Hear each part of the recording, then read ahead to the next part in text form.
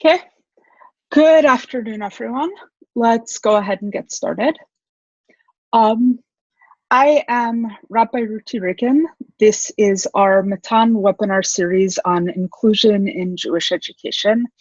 And today we're going to talk about facilitating inclusion without a diagnosis, because one thing that is very common really across all educational settings, but in some ways, especially in summer camp and supplemental school, which is that we might know with relative certainty that there are participants in our setting who probably have a disability, who are probably having some access needs, but no one's disclosed to us what their disability is, what their diagnosis is, or whether anyone else in their life is even aware of this.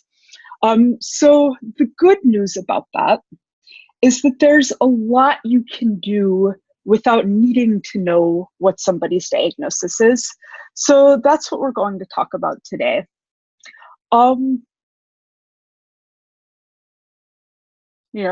As usual, in our webinars, we really like questions. We encourage you to ask questions. And a great way to ask questions is there's a group chat on the side. And if you put in a question, I'll be watching the group chat and you can put in a question. Don't worry about interrupting. Weave answers into the presentation. And I'll also be available after. You can reach me at rabbi@matankids.org. And speaking of questions, we're going to start with a poll, because I would love to know who's in the room and what kind of settings you all work in. So just leave this up for a minute, give people a chance to answer, and then we'll continue and talk about inclusion some more.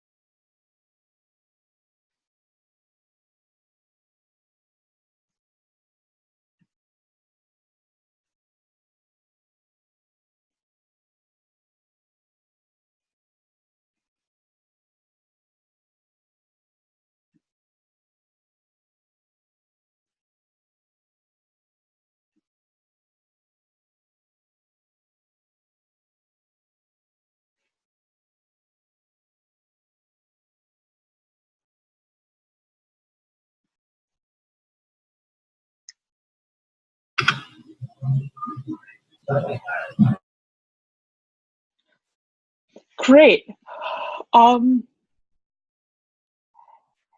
It looks like we've got a lot of people working in a lot of different settings, which is great because we need inclusivity in all of them. And we also need inclusivity in the world, including people who are not directly in Jewish educational settings. So thank you everyone for participating in the poll. Is it hovering over the slides? Like, is it getting in the way of being able to see what else is on the screen? Okay. So diagnosis.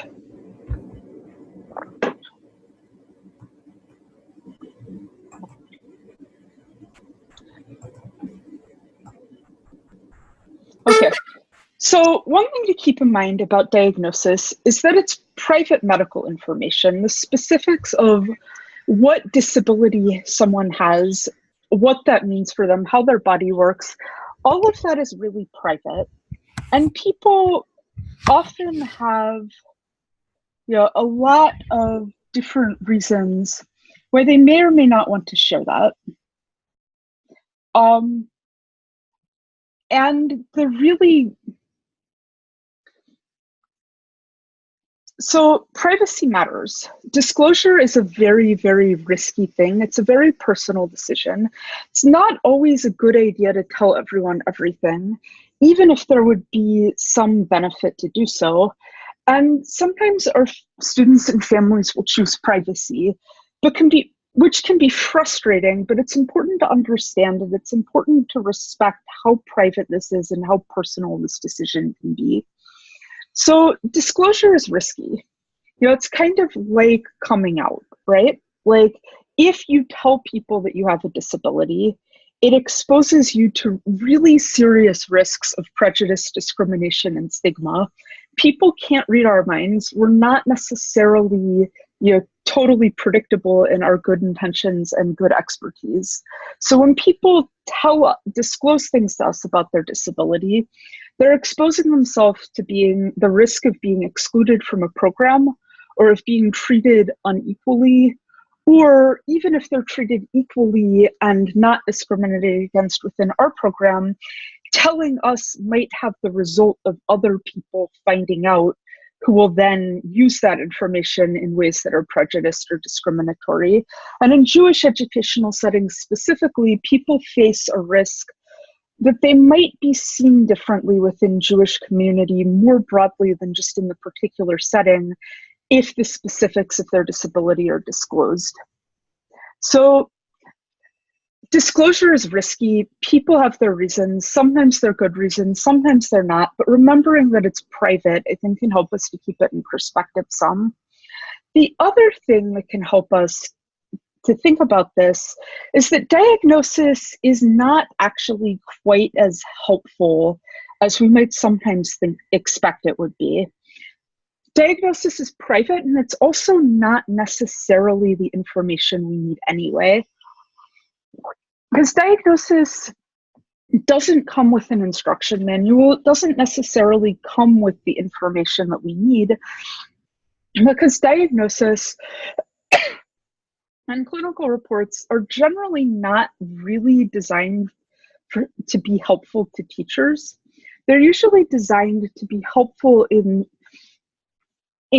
justifying something, a needed accommodation to an insurance company or to a bureaucratic school district, or in creating information that's helpful for therapy and medical treatment.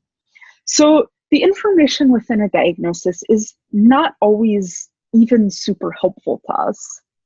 And sometimes diagnostic labels can even be misleading or muddy the waters because there can be so many misconceptions about a diagnosis circulating that it's not always even the kind of information we need, because we're not doctors. We don't need the same kind of information that doctors, therapists, school lawyers, insurance companies, people in charge of compliance need. And the really great thing about working in these smaller settings we're working in is that we don't need to wait for a doctor's note to do the right thing and to help support someone in figuring out how education works. What we really need in educational settings, in practice as educators, is tools for accessible teaching and tools for problem solving when things don't work the way we'd like them to. So I want to be a little careful about this, because sometimes when I say that diagnosis is not necessarily the most helpful information, people interpret that as me saying that disability doesn't matter, or we shouldn't think about disability, or that we should look past the disability and see the person or something. And that's not what I'm saying here. Disability really matters, because the way people's bodies work, the way people's brains work, and the limitations people have are very important.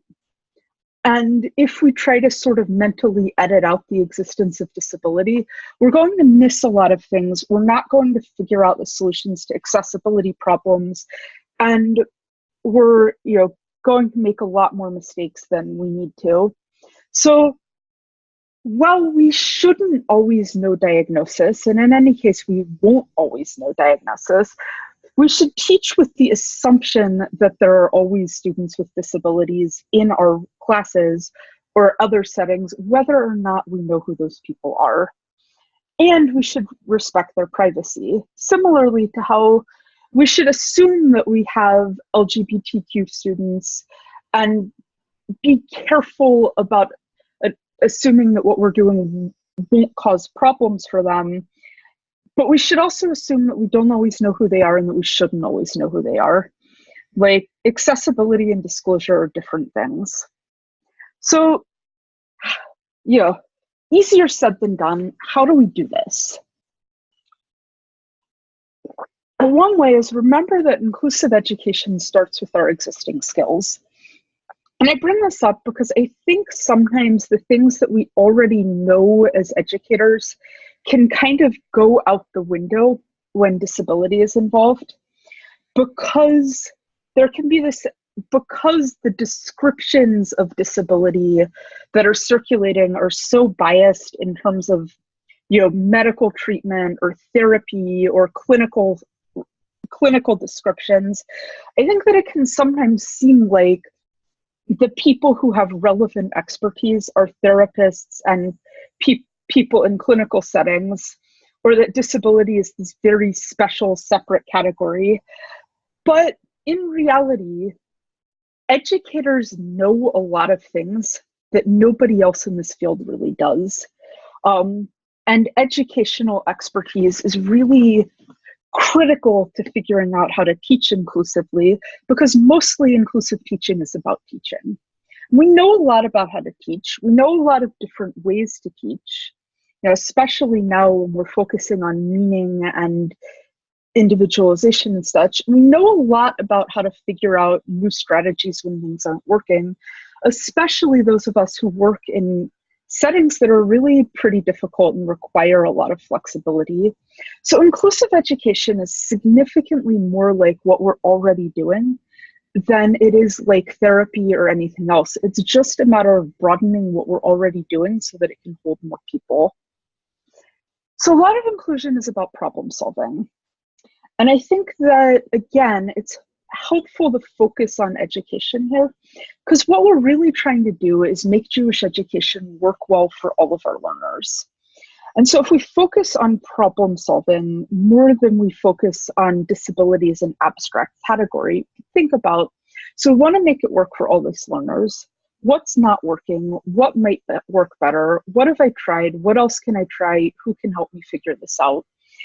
Because, well, there's a lot we don't know. There's also a lot that we do know that's relevant. And if we approach it in this problem-solving way, there's a lot of problems that become solvable. So it's about our existing skills, but it's also about learning new teaching skills in an ongoing way. Because the reality is that both individually and institutionally, there's a lot of skills that are really helpful in teaching inclusively that we may not always have, and that sometimes maybe nobody has because nobody's figured it out yet, but we can do it iteratively. The more we learn about different ways to do something, the more likely we are to be able to include learners with a broad range of disabilities, the more awareness we develop of, accessibility barriers that exist in the world and strategies for eliminating them, the more we're going to be able to have tools in place to anticipate and address access barriers that we encounter in the field. So every new thing you learn makes more effective inclusion possible, sometimes in really surprising ways. Like, you might learn something about one disability that ends up being a really helpful strategy for a completely unrelated disability, or even for a problem that's not related to disability at all. So one of the most important things we can do to become stronger inclusive educators in a way that doesn't depend on knowing diagnosis is to just learn as many teaching strategies as we can, and to learn as much as we can about accessibility barriers and ways around them. So another way to think of approaching this is that we want to diagnose the problem, not the person. So when something isn't working well, we need to find a way to make it work better. But accessibility is really about identifying barriers, finding ways around them, identifying something that's not working or that's likely not to work, and finding something else that will. So if we focus on accessibility and accessibility strategies, it tends to work much better than focusing on diagnosis, because diagnosis is designed much more for therapy than it is for facilitating access.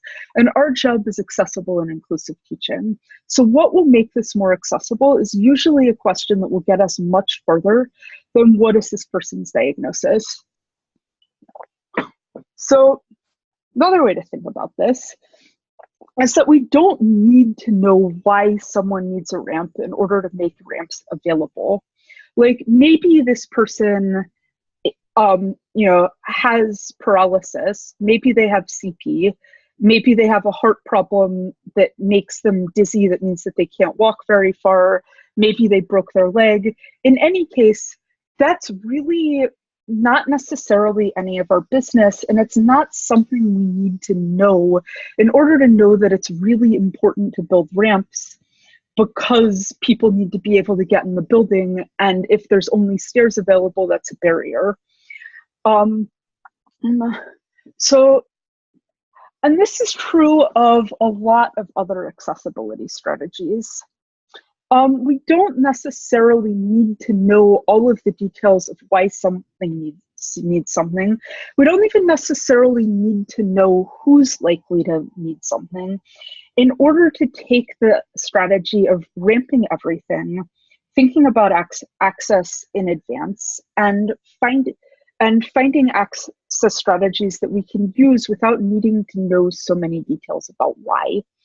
Because both literally and metaphorically, inclusive education is really about ramping everything. So I know that this has been kind of abstract so far, so I want to go through a more concrete example of what I mean by thinking about accessibility and ramping everything. So big paper activities are a really common activity in progressive Jewish education, especially with older kids and teenagers who we want to be engaged with in a meaning-centric way. And there's a really good reason these activities are possible. And they also have major accessibility barriers for a lot of people. So I'm going to talk us through where are some of the barriers, how can we ramp this activity more? So I'm going to explain how this works, because I know that not everybody in every setting will have encountered this. And I apologize to people who work with younger kids to whom this might not be as relevant, but the principles involved are similar. So here's how big paper activities usually work.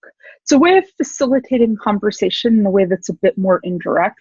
So you'll do something like tape several giant pieces of paper to the wall and have a question on each piece of paper, and students silently and semi-anonymously write their responses on the papers, maybe respond to each other's response, and sometimes this will be followed by a discussion everywhere. Like for instance, we might have say we're doing an activity about the Israeli-Palestinian conflict, and we might have a question on one of the papers that says something like, what do you know about Palestinians? Or what do you know about the conflict? Or what have you heard about Israel? Or any number of other questions that might be appropriate to the setting. And instead of having an immediate class discussion where everyone's talking to each other and potentially talking past each other, the big paper can give people an opportunity to participate. And there's a website and a link to an article that explains this in more detail, but I'm just going to read a quote from the explanation of what big paper activities are and why they're useful. There are many lessons we must teach in the secondary classroom that are hard lessons to learn. It's not the skills that make them challenging, it's the content itself. Using big paper in a quiet classroom provides a setting where students can think process, and contribute. These fostered quiet discussions can be better controlled than an oral discussion and can yield much deeper contributions. So point being, I think big paper activities are really valuable. I'm not saying they're bad. There's really good reasons why that mode of instruction is popular in a number of settings. And we've got to ramp them because as they are generally done, they create huge access barriers for a really broad range of students. So because these activities are great for facilitating deep conversations, the last thing we want to do is inadvertently exclude learners with disabilities from these deeper conversations because their voices are important and we need them to be part of the conversation. So how so? There are a lot of different potential problems. So one potential issue is that big paper activities tend to assume pretty intense motor skills, which not everyone has. For instance, big paper activities require a lot of handwriting. And handwriting is really hard for some people. Not everyone can do handwriting.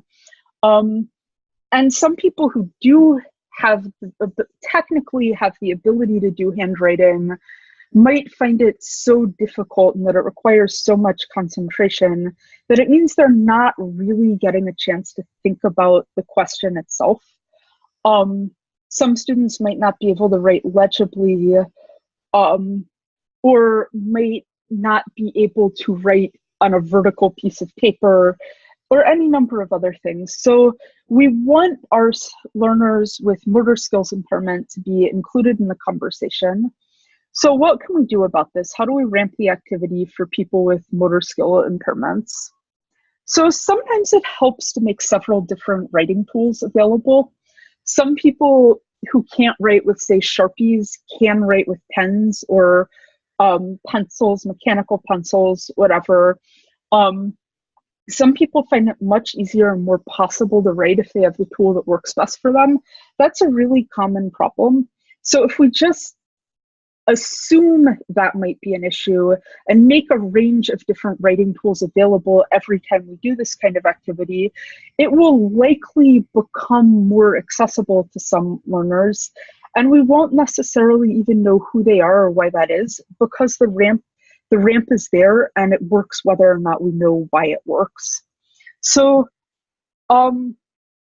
crayons in particular can be helpful both for a motor skills reason and because it's much more socially acceptable to have childish handwriting if you're writing in crayon than if you're writing with a pencil or a regular marker, which means that it might be less embarrassing and more possible for students who have,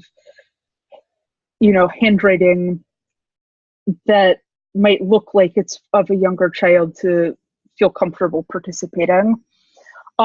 Giving people a way to participate by typing, maybe typing and then printing it out and sticking it on with tape or something can also make participation more possible because some people who can't write can type. So again, we don't necessarily need to know the reasons to know that there's a barrier here and we can ramp it by making a wider range of options available. Another option, and this is one that I found usually doesn't work very well, but can sometimes be the least bad option, is to read the paper to a student who can't read it themselves, or to write down comments for a student who can't write them themselves. This does enable some participation. The problem is that it generally doesn't enable full participation because part of the way this activity works is by giving students some space to participate, to share their thoughts without anyone directly looking at them or without having to speak them out loud. So having to tell your comments to someone else can undermine some of the advantages of this activity. That said, partial access is better than no access, and if it's the best option you have, it's better than nothing. But it's worth being aware of both parts of that. Another issue is that this activity depends a lot on literacy and verbal skills. So not everyone is on grade level in reading and writing. Some students may not be able to read each other's comments or may not be able to spell.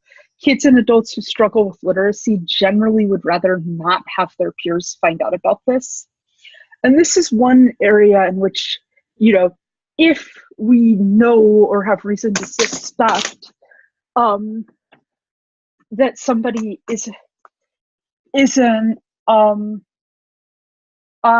grade level, thinking about that when we're deciding whether or not to do this activity and how to implement it can be really helpful. This is also a group of students for whom sometimes typing can really help, because if you can use spell check, you're less likely to have embarrassing spelling mistakes or text to speech, speech to text, or any number of other things, but it's something to think about. And again, we don't need to know why. We don't necessarily need to know that somebody has dyslexia or that they have X level, but this is something that's fairly common and something to keep in mind. So someone says, what about providing relief for students? It might create conflict, but simultaneously provide a moment of relief for the struggling student. Not totally sure I understand what you mean by providing relief. Can you give an example?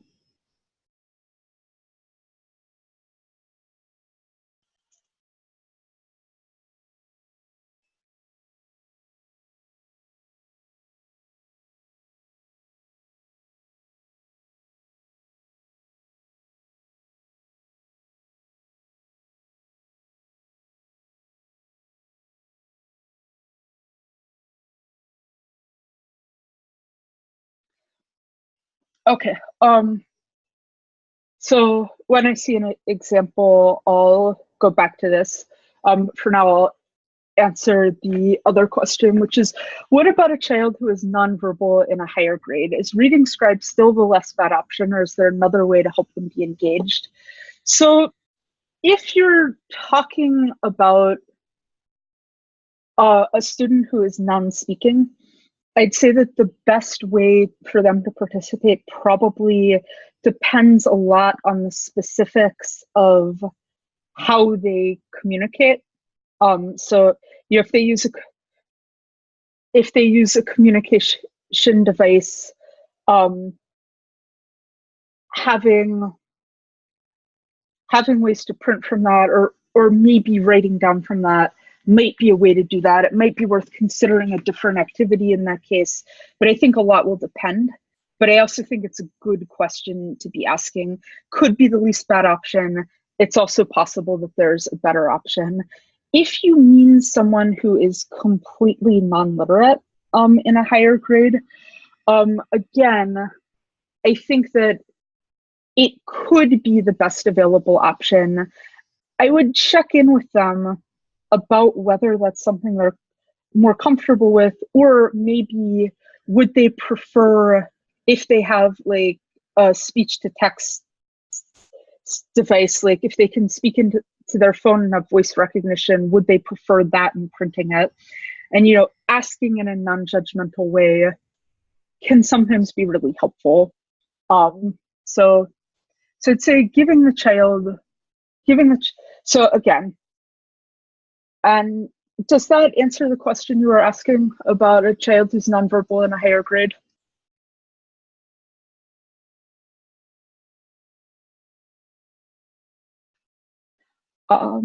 Great, thank you.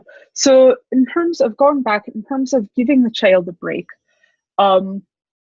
if she is frustrated and partnered with the scribe, wouldn't it be helpful for the struggling student to provide a moment where she doesn't need to write, but can learn alongside the scribe, giving a moment of calm within a stressful situation? I definitely think there's something to be said for watching emotional tone and for watching how hard we're pushing students to keep persisting in something that's frustrating. Because we need to let kids with disabilities have feelings, and to acknowledge that we're often asking them to do something that's much harder and more frustrating than what we're asking their non-disabled peers to do. So I think that's a good thing to keep in mind. I also think that we should attend to thinking about, is there a way to make this less frustrating? Because breaks can be good, but I think sometimes we try to do too much with breaks. And sometimes when something is so frustrating that it needs that many breaks, sometimes it means that maybe we need to be approaching it in a different way. That said, another component of letting disabled students have feelings is realizing that the fact that somebody is frustrated doesn't necessarily mean that we should make them stop. Sometimes we just need to let them have feelings and keep trying if that's something that feels appropriate to them. So again, I think in short, it depends, and emotional tone is certainly something you can watch. And I think another thing I have to say about the scribe situation is just because a student technically can do something independently does not necessarily mean that doing it completely independently is the best approach. Because sometimes a student who can maybe write a couple of words independently can participate much more substantively if we get them, if we support them and let them focus on thinking about the assignment rather than, being completely independent with stuff that's really tangential to it. So I think that was a good question. So go on to another question. Many students are in IEP situations. They're mainstreamed and used to certain accommodations put in place before the class situation begins. Many parents and the students don't want their IEP status known. So again, I think that's a really common issue that comes up. And one thing to keep in mind is that the IEP process is often really traumatic. When getting an IEP and justifying accommodations in a school setting often depends on letting people describe your child or you, if you're the student, in pretty much the most negative and deficits focused way imaginable. I had an IEP once that described me as having inappropriate breathing patterns. And that's something, being described that way, being seen that way, is something that people often don't want to carry into with them in other situations if they can avoid it. And we can create a space, and they might not have a lot of framework for separating the idea of accommodations from separating the kind of stigma they've had to deal with in order to get them. So one thing you can ask without having to ask about an IEP, sometimes you can ask the kid, do you do this type of activity in school? How do you do it in your other school? And sometimes that's a question kids won't want to answer, but sometimes it's a question they'll be perfectly happy to answer, even if their parents aren't. And you don't have to ask, what's your disability, or do you have an IEP? What's going on here? You can ask in a less clinical way, is this an activity you do in your other school? Does it work for you in your other school? What makes it work for you in your other school? If the answer to that is yes. Another thing you can ask, especially talking to parents, one question you can ask is, do you feel like your child's classroom teacher in their other school gets them? And then depending on what they say, you can say, well, what does that look like? What do they do that shows understanding of them? Or if the answer is no, in what way do you feel like they don't get them? And sometimes that will get you the information you need about a kid's needs,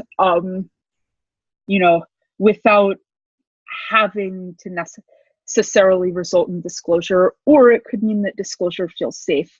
Does that answer the question you were asking about IEPs?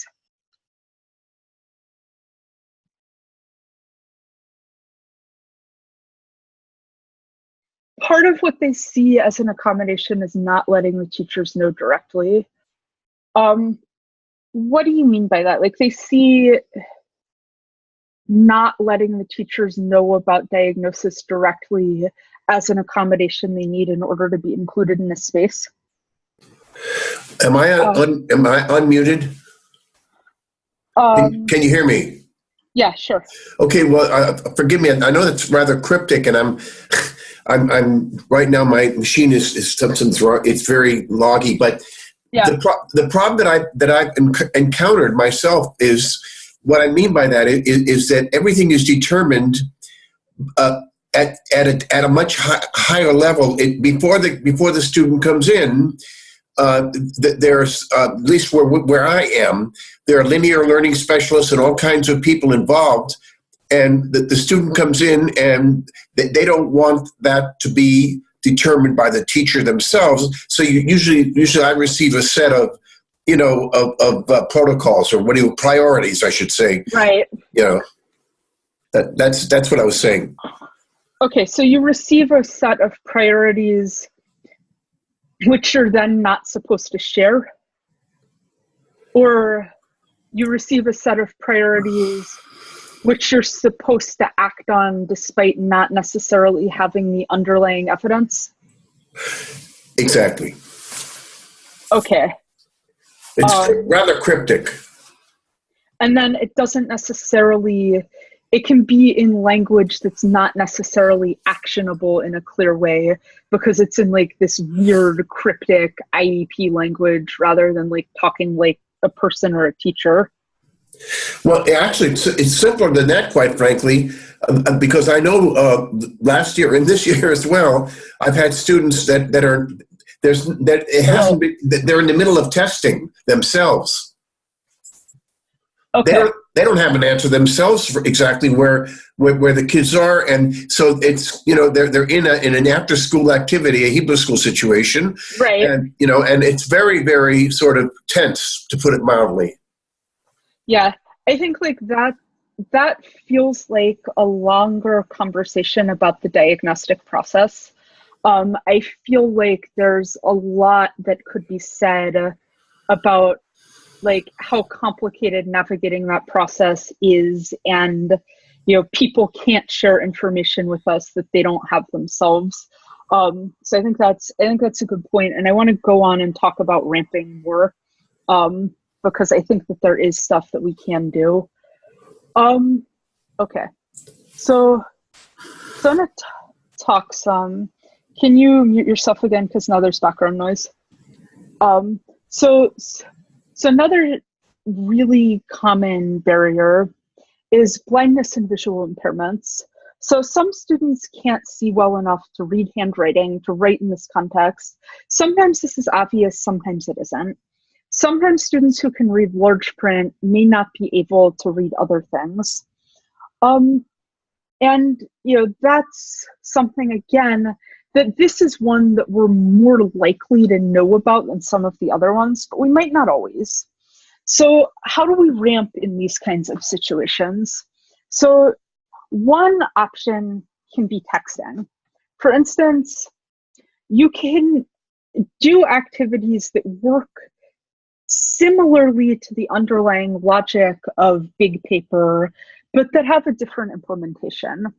For instance, you can, if students have, in a setting where students have phones, texting can be another way to participate. One thing you can do is make a Google Voice number, have students text it, and display the inbox on a screen or on their screens. And there's some linked instructions in the slide on how to do it. There's also various websites that have polling features or text tag cloud features or response features like that, that if you have a group of students for whom the big paper approach isn't working or isn't likely to work, trying this approach too to see if this works can be an option worth considering. You can also do this sometimes with a shared Google Doc, either instead of or in addition to a big paper, which again creates the options of letting students use text-to-speech and speech-to-text, or word prediction and spell check, various other features. Again, there's often not going to be a universal here, but this is sort of a case of if you know more tools, you can ramp more things in more circumstances. So another thing to keep in mind in terms of ramping this activity is height. So if you have students who are wheelchair users, who are of little people or short stature, is the big paper at a height that's going to work for everybody in the room? Can students who are at a seated height or shorter reach it?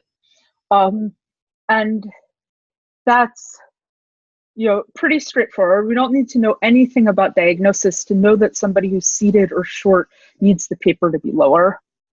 So another thing to keep in mind in terms of access barriers in this activity is that some students may not understand what you're asking them to do, or may not know how to answer the question. It might feel too large, too abstract.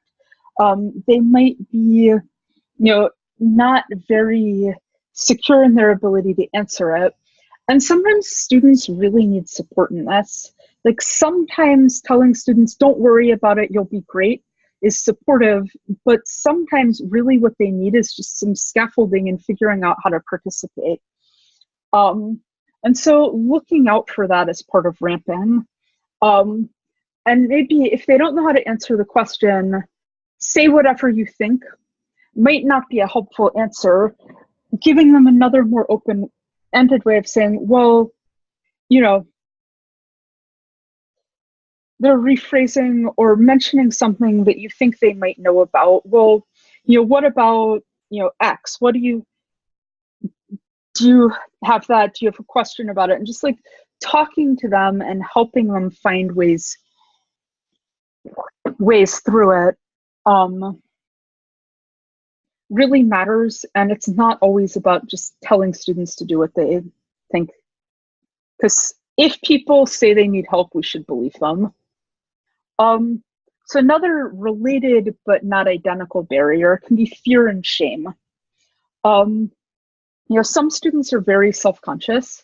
Some students have had traumatic experiences with being rejected in educational settings.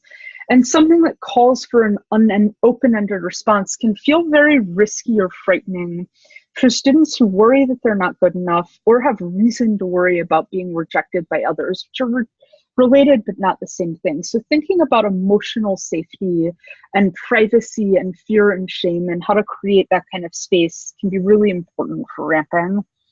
There's also social aspects. Students may have trouble figuring out, for instance, when it's their turn to write or stand too close to others, be confused about what kind of critical responses are and are not welcome. It's also something to keep in mind. It's a pretty common barrier. People might need support with some of those aspects, and we don't need to know diagnosis to notice that that's happening and think about effective support for it.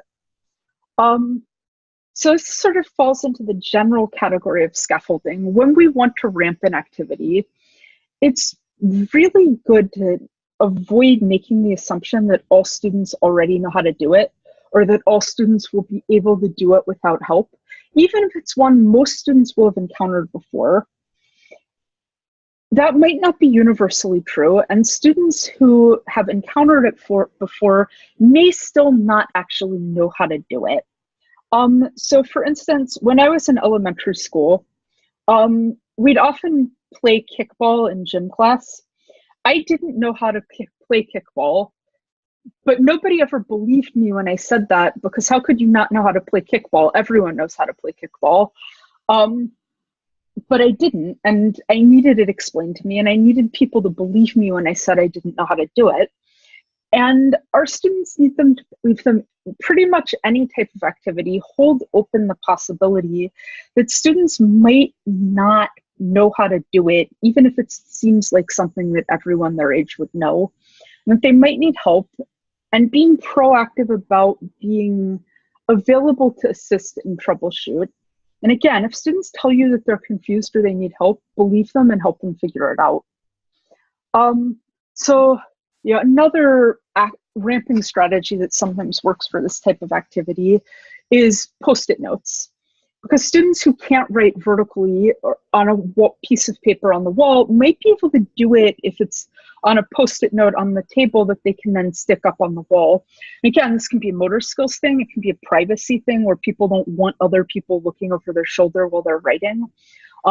Needing to lean on a desk to steady themselves, any number of other reasons. We don't necessarily need to know the specifics about why to know that Post-its can be a ramp that makes this activity accessible to a broader range of people. So sometimes using stickers can help. And again, this can, in some contexts with students who are non-literate or less literate might be helpful. Making stickers that students can stick on things might enable some students to express opinions who otherwise wouldn't be able to. This, works somewhat better with agree, disagree types of questions, or, on a scale of this to that, what do you think? Which is most important, those kinds of things. But stickers can be a way of participating or doing the activity for some people under some circumstances. So those are a bunch of specific examples about, a particular activity. But even more important than some of that specifics almost is ramping our attitude. It really matters how we think about our students. It matters how we think about our colleagues, and it matters how we support each other. And part of that, again, is taking a problem-solving mindset, not assuming the disability is the problem, thinking about barriers, thinking about ramping. Part of ramping our attitude is thinking about when is a behavior problem not a behavior problem, right? Because a lot of things look like behavior problems that are actually solvable in a way best solved in a way other than behavior management. For instance, when our expectations are unreasonable, when they're developmentally inappropriate or inaccessible, that's likely to result in our learners behaving in ways we don't like. And it's not necessarily that they're misbehaving and need to be taught to behave better. Sometimes it's we need to make the activity accessible or developmentally appropriate. Like say if we have a class of 5-year-olds and we expect them to sit through an hour-long lecture and they all start screaming, that's not a behavior problem. That's a developmentally inappropriate expectations problem. Similarly, if we're expecting a student to do an activity that's completely inaccessible and intensely frustrating to them, and they start, getting really angry, refusing to cooperate, or telling us off, that's not a behavior problem, that's an accessibility problem. And it's not always obvious which is which, especially since some kids would rather look naughty than stupid and will maybe use apparent misbehavior to conceal an access problem. And behavior problems are a real thing. But keeping in mind that sometimes a behavior problem isn't a behavior problem is an important thing to keep in our toolbox when we're trying to ramp things, because we've got to use the right tools, and sometimes behavior management is the wrong tool. So another part of ramping our attitudes is collaborative listening with our students, and remembering that our students know more about themselves than we do. They have a lifetime of experience living and learning in their bodies. And they're going to know things about potential solutions and what works for them under circumstances in which we sometimes won't. They'll have ideas about our ideas and insights that we won't have because we're not them. We don't have their kinds of such experiences. And we need to take responsibility for being the teacher and not put it all on them. But they also have a perspective and expertise that matters here. And so this is where I'm going to somewhat disagree with what was just said in the chat. Like someone said, the teacher needs to be informed by his higher ups and should not be informed by the student. We should take pressure off student and family. And I think that there's some circumstances in which that's true. And I think this may have been in reference specifically to the question about IEPs. But I also think that sometimes it's completely appropriate for information to also come from students, because students know things about themselves, and no clinical report or parent perspective or thing like that is going to contain everything. And it is true that we need to take pressure off parents and students to have all of this information that's not really their kind of information. But sometimes students do know things like, do you do big paper activities in school? How does that work for you? What kinds of things do you do in your other school? Does that work for you? Have you tried this before? What works for you? Do you have ideas about why this isn't working or what might work better? Students have insight into that, and we shouldn't overlook that. It's appropriate to have those conversations with students so long as we're mindful about boundaries. Asking students about how they learn and what they think will work is not the same as asking them to tell us like private medical information or to give us answers that they should not be expected to have. So we're the teachers, but we should engage in collaborative listening and problem solving. And again, we need to be mindful of the fact that it can take a while to build trust on these issues, because many students with disabilities have a history of not being believed about their access needs.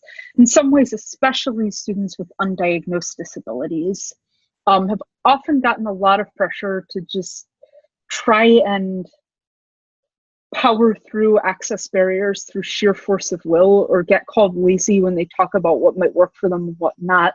There'll likely be limits to what students are comfortable disclosing, and collaborative accessibility relationships develop over time.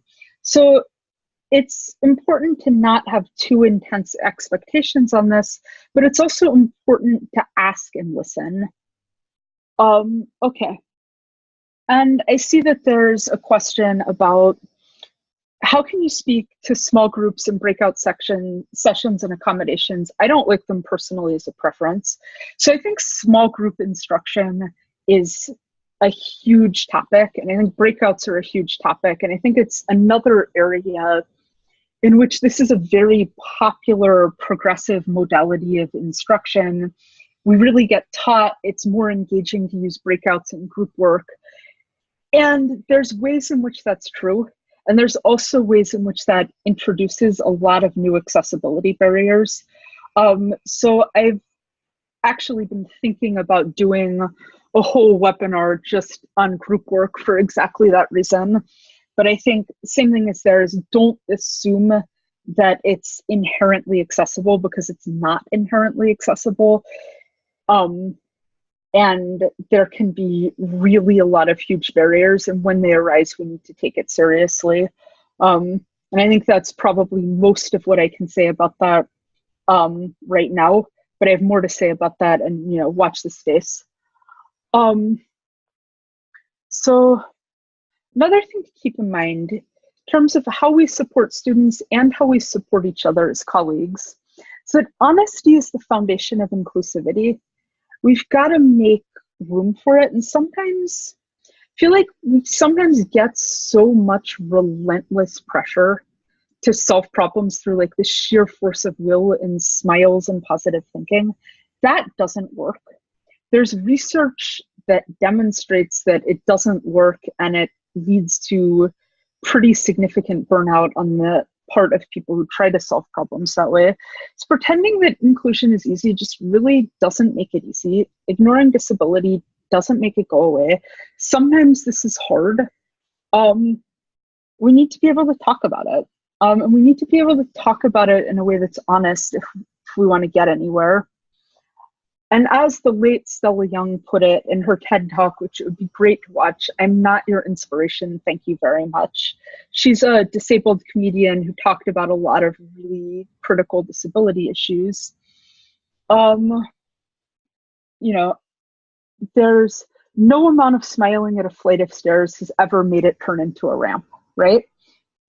Positivity doesn't replace this, and it does like end up hurting people. So another question is, many times students react to scaling. How true is this on a 1 to 10 rather than long answers from students in front of the class? Latest CBT approach steps away from diagnostics in terms of short-term problem solving. So one thing I'll say is that can be true. Sometimes scales are good. There are some students for whom that's like very inaccessible and intimidating. And that can be particularly true of students who associate them with therapy, because people don't want to be in therapy in front of all their peers. So I think scales aren't bad, but realizing that they're also not necessarily going to work for everyone, and that sometimes having a qualitative scale can work too. Like, you know, on a scale of good to bad, where do you put your dot? Or on a scale of agree to disagree, where do you put your dot? Or including, like sometimes on a quantitative scale, you can label all of them like strongly disagree, sort of agree, don't know, you know, really agree. And if you make it more qualitative, that can help with access for people who don't find quantitative skills as answerable. But yes, that's a good point, that does work really well for some learners in some contexts. So caution about that, we need to be honest, but part of sometimes honesty can end up being a euphemism for a form of venting that can be very toxic. So it can be hard to maintain a respectful attitude when things are going badly, when people aren't sharing the information they should be, when, you know, stuff's not working. Under these circumstances, venting can very easily become disrespectful and toxic. And I've seen this especially with people working with teenagers sometimes. Teenagers are hard, but we can't let acknowledgement of that become disrespect. Because even if we do it in private, mocking students or mocking inclusion really undermines the kind of work. So it's important not to do that. And it's also important not to validate the kind of venting that's toxic. But we do need to be able to be honest, and we do need to be able to support each other. But we need to, you know, redirect focus to the actual problem and the frustration, what we can do about it, rather than venting in a way that can become self-fulfilling and can entrench in us attitudes towards our learners and towards inclusive practice that really don't lead anywhere good. So, which doesn't mean invalidating each other. It means offering each other the right kind of validation. So teaching's really hard. Teaching in like, you know, supplementary school, camp, day school, a lot of the kinds of settings we're working in is especially hard because it's just so loaded. There's so many contradictory expectations. You know, teaching's hard, it just is. Teaching is great, and it's hard. Smiles and positive attitudes don't fix everything.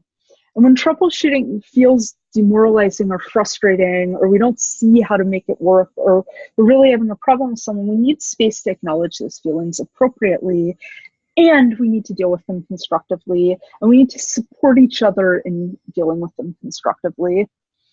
And part of what that means is we need to keep in mind, this is a long-term project.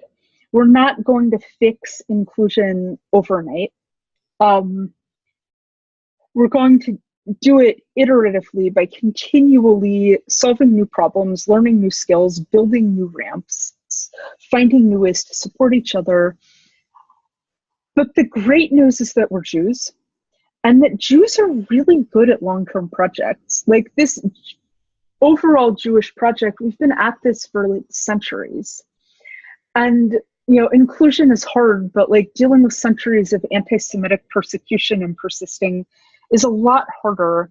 And we can keep doing both of those things. We all have so much to keep contributing. And yeah, so just thank you so much to everyone for participating in this webinar and for all of the great work you're doing in the field, making Jewish education happen. And I see we're out of time for this webinar now, but I'm going to stay on for a few minutes if anyone wants to ask more questions. And I hope you'll join us again next time for our next topic. Thank you, everyone.